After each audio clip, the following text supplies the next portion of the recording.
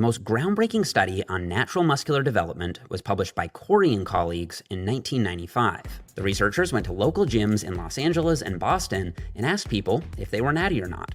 They got 74 natties and 83 enhanced guys to volunteer for the study. Then, after urine testing them to make sure they weren't lying, the researchers measured everyone's height, weight, and body fat percentage using hydrostatic underwater weighing, which was considered one of the gold standards at the time. From there, they plugged all their body measurements into this formula for fat-free mass index, or FFMI, which is basically just a number that tells you how jacked you are. The bigger the number, the more muscular. It's a really simple formula. You take your body weight, subtract your fat mass, and divide it by your height squared. So it's really just your lean mass divided by your height squared. This is what they found. Each circle on the graph represents a different person.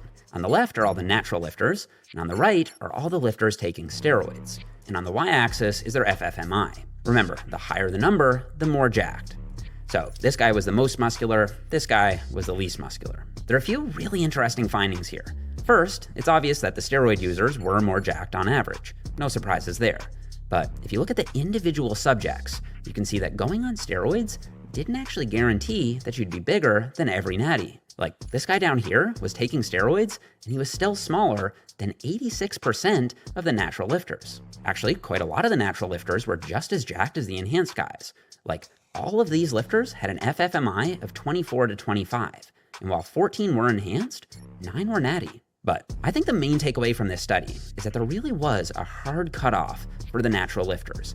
Out of 74 subjects, not a single one had a fat-free mass index above 25.